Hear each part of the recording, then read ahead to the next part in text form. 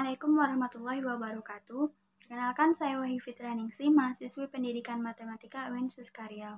Pada video kali ini saya akan membahas mengenai rencana pelaksanaan pembelajaran, di mana di sini saya akan menampilkan 3 jenis RPP, yaitu RPP tatap muka, RPP luring atau luar jaringan, dan RPP daring atau dalam jaringan. Nah, kita langsung ke yang pertama, yaitu RPP tatap muka. Di sini terdapat beberapa kolom yang berisi satuan pendidikan, yaitu SMP MTS, mata pelajaran Matematika kelas 8 semester genap, metode pembelajaran tatap muka untuk pekan ke-1, alokasi waktunya yaitu 2 kali 40 menit, topik pembelajaran yaitu teorema Pitagoras. Selanjutnya diikuti dengan kolom kompetensi inti, kompetensi dasar, dan indikator pencapaian kompetensi dasar, di mana ini sudah tertera pada LKPD. Nah, ini tujuan pembelajaran. Setelah mengikuti serangkaian kegiatan pembelajaran, peserta didik dapat menjelaskan pengertian dan rumus teorema Pitagoras dengan benar, kemudian memeriksa kebenaran atau membuktikan teorema Pitagoras dengan tepat. Selanjutnya, sumber belajarnya selain buku siswa matematika SMP MTS kelas 8 semester 2 yang dimiliki oleh siswa dan guru, di sini terdapat lembar kerja peserta didik atau LKPD berbasis pendekatan pemecahan masalah. Kemudian diikuti dengan kolom model pembelajaran, metode pembelajaran, media pembelajaran. Model pembelajaran yaitu PBL atau pendekatan berbasis pendekatan pemecahan masalah. Untuk metode pembelajaran yaitu diskusi dan tanya jawab. Media pembelajarannya yaitu puzzle Pitagoras.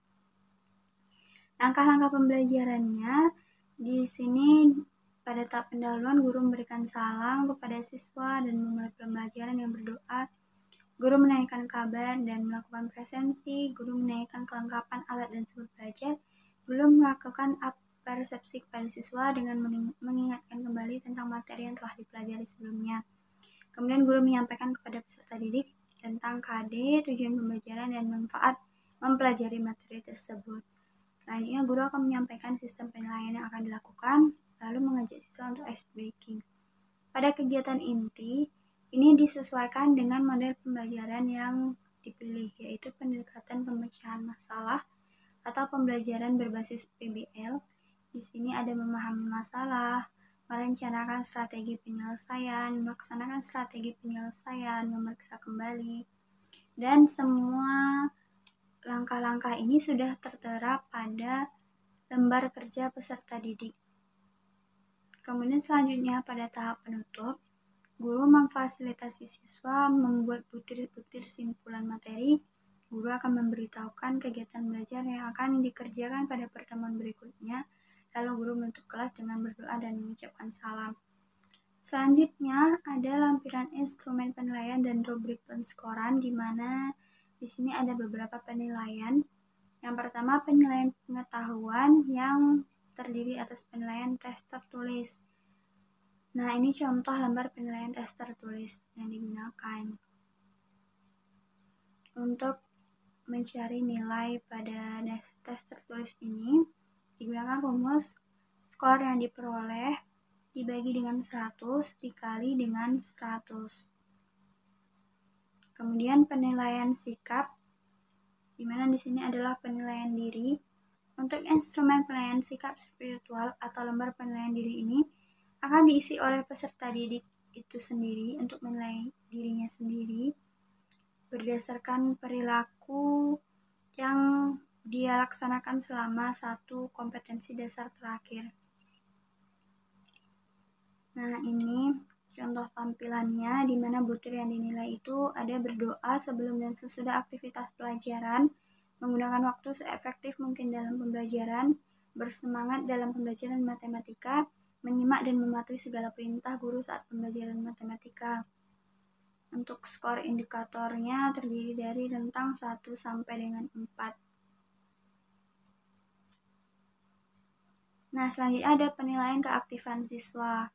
Ini tampilannya, di mana aspek yang akan diamati yaitu terdiri dari 6 poin, di mana setiap poinnya akan diberikan skor dari rentang 1 sampai dengan 3 dengan kegiatan yang telah dipaparkan juga pada RPP.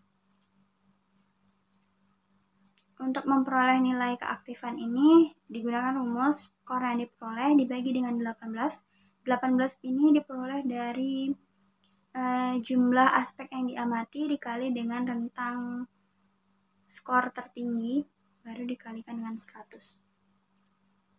Selanjutnya ada penilaian keterampilan. Di sini saya menggunakan penilaian kinerja.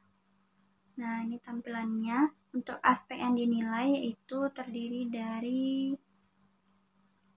6 aspek, di mana setiap aspeknya akan diberikan skor dari rentang 1 sampai dengan 3 dengan kegiatan yang juga telah dipaparkan oleh guru pada RPP tersebut.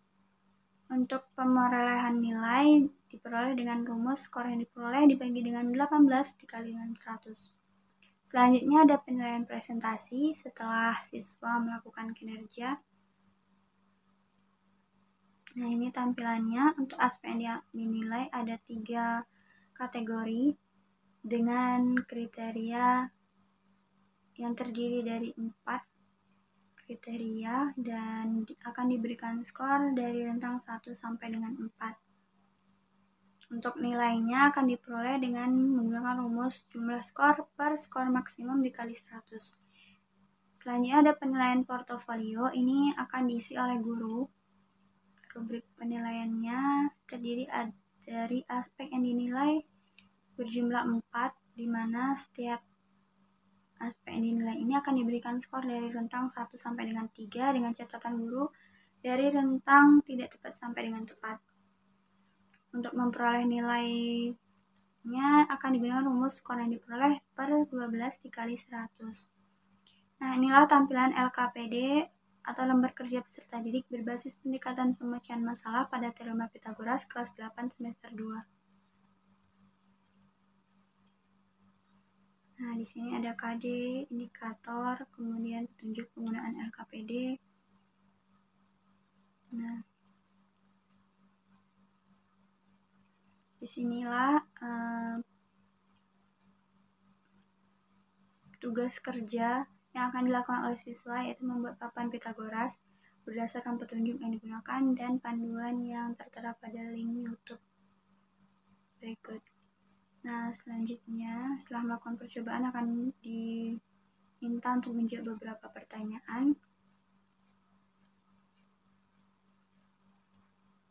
Nah, untuk langkah-langkah pemecahan masalahnya ini disesuaikan dengan langkah-langkah penyelesaian pada model pembelajaran PBL.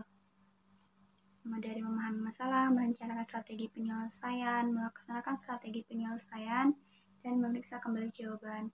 Kemudian selanjutnya siswa akan diminta untuk mengerjakan soal kembali. Nah, untuk soal uji pemahaman ini yang terdiri dari 2 soal ini akan digunakan untuk mengisi instrumen penilaian pada tes tertulis tadi. Oke, selanjutnya kita ke RPP luring atau luar jaringan. Sebenarnya tidak jauh beda dengan RPP tatap muka.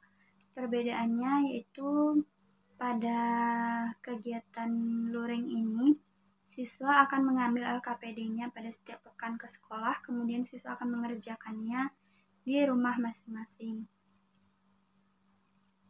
Atau nanti disepakati bahwa setiap akhir pekan, guru akan melakukan home visit untuk melakukan evaluasi terhadap pembelajaran yang telah dilakukan oleh siswa.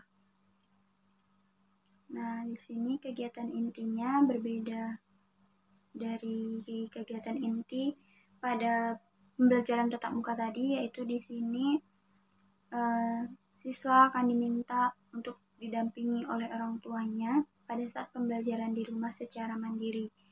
Kemudian guru akan mengarahkan siswa yang didampingi oleh orang tua untuk mengerjakan LKPD tersebut. Dan guru akan memberikan kesempatan kepada peserta didik, orang tua atau wali untuk bertanya melalui telepon seluler. Nah, lembar instrumen yang digunakan dan LKPD yang digunakan masih sama dengan yang digunakan pada pembelajaran tatap muka tadi.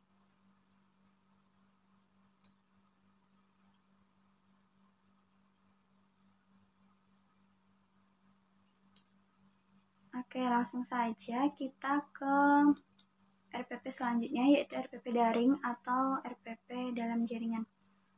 Masih sama, ada kolom satuan pendidikan, mata pelajaran, kelas, semester, metode pembelajarannya daring atau sistem pembelajaran ini dilakukan secara online. Untuk pekan ke-1, alokasi waktunya 2 kali 40 menit, topik pembelajarannya teorema Pitagoras. Tidak jauh berbeda dengan RPP tatap muka dan luring tadi. Yang membedakan adalah proses pelaksanaannya dilakukan secara virtual atau secara online. Dan tujuan pembelajarannya di sini yaitu setelah mengerjakan LKPD dan mengikuti pembelajaran berbantuan Google Classroom, siswa dapat menjelaskan teorema Pitagoras dengan benar dan mampu untuk memeriksa kebenaran atau membuktikan teorema Pitagoras dengan tepat. Lalu kemudian siswa dapat merumuskan hubungan yang berlaku antara panjang sisi-sisi segitiga siku-siku dalam berbagai posisi jika ketiga sisinya diketahui. Nah, sumber belajarnya masih sama, yaitu buku dan LKPD. Untuk model pembelajarannya PBL, metode pembelajarannya itu diskusi dan pemecahan masalah. Nah, di sini yang membedakan yaitu media pembelajaran, di mana di sini medianya yaitu berbantuan dengan Google Suite for Education berupa Classroom, Google Form, dan Slide, dan lain-lain. Kemudian di sini juga ada media berupa YouTube.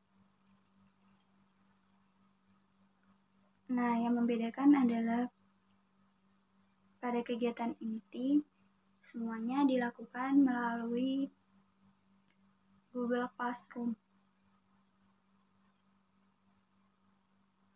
Bertanya melalui Google Classroom, LKPD akan di-share melalui Google Classroom, absen akan dilaksanakan melalui Google Classroom, tugas akan diberikan melalui Google Classroom juga, dan seterusnya.